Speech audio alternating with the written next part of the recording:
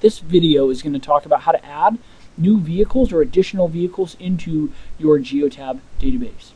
Usually for new customers, we add all of those devices in for you, but if you ever have additional devices maybe that you purchase later on that you want to add in, or you remove them completely and you want to add them back in, this is going to be a great way to do that. If you go to the Vehicles tab, you'll notice all your vehicles listed there by name. First thing you can do is go up and click Add. You have two different options here. If you're adding just one vehicle, the first option is going to be the best route. If you have a long list of devices, then the quick import will be the best option. I will cover both of these. We'll start with adding just one vehicle at a time. So the first thing it's going to do is it's actually going to ask me for the serial number of the device. You're going to find this in a couple of different places. It's printed on the bottom of the MyGeotab device. It's printed on the box, as well as there's also some additional labels that come with the MyGeotab device that are stickers that maybe you want to put on the door frame or something like that, that allows you a quick access to be able to view this information. And I can type in anything I want here to name my vehicle. Maybe some asset number, something like that. And I can hit OK. And now it will take me through and allow me to add any additional information in here. Maybe I want to go in and add my VIN number. For vehicles that are newer, maybe 2009 and newer, VIN numbers will probably come through almost automatically.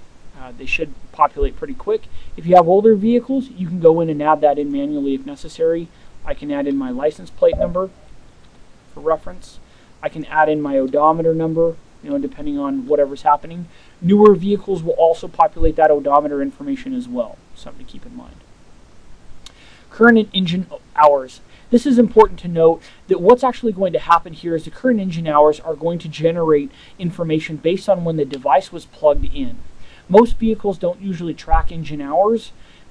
They track odometer miles. So if you know the current engine hours on that vehicle, you can go in and plug that number in right away and it will track from there. Same with odometer. If the system doesn't automatically pick up your odometer, you can go in and add the number and it will track from there. So in this case, the next mile that would be tracked on this device would be 21,151.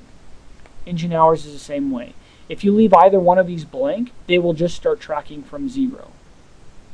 Comments, you can go in and set those up as well. So at this point, you actually have everything completed. All you have to do is go up and hit save, and then your vehicle will be saved into the portal.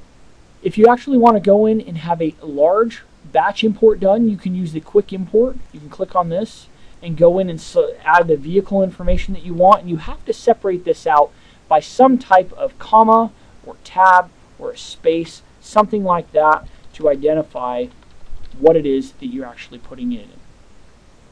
You can copy and paste this from an Excel or CSV files. You can use a lot of different options there to get all this data in. You're not going to have to type it by hand. Keep in mind though that you're only importing the serial number and the vehicle name. Things like VIN and odometer, if you have older vehicles, will still have to be entered by hand, or any comments, all those items will be added afterwards. Then you can just go through and click import and the new vehicle will show up on the list.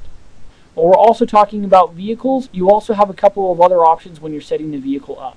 So you'll have all the normal information. You could add any comments that you might want. You can actually go up and add driver feedback. This is how you can actually set up devices to beep if you decide that you want one individual vehicle to beep on a specific parameter. Maybe I want to sit there and say anytime this vehicle travels over 3,500 RPMs on the engine, I want there to be a beeping alert sounded for this driver. I can turn all of these off. I can change them as I need to.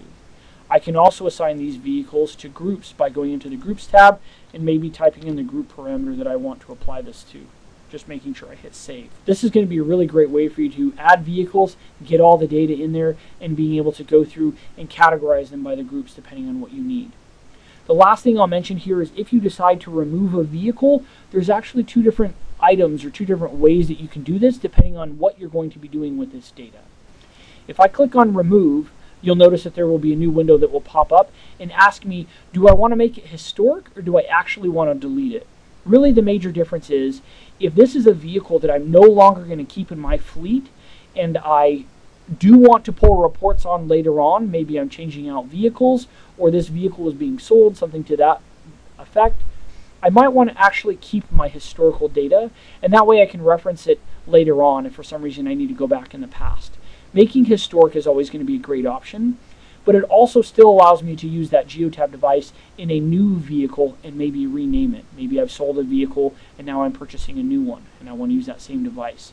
But I still want to pull data on that old vehicle at some point later in the future.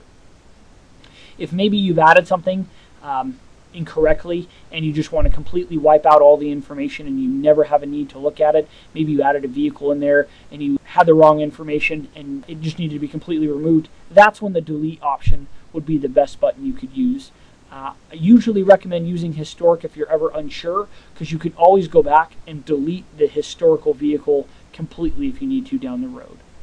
Deleting is usually not something I recommend if you're not certain. And again, you can always cancel out if necessary if maybe you hit this button by accident. The last thing I'll mention here is that you always have the option for our Geotab support with our live chat. Maybe you want to access our trainers or our support teams to be able to go in and communicate back and forth with them. Setting up training calls, asking quick questions, great way to receive some really fast information.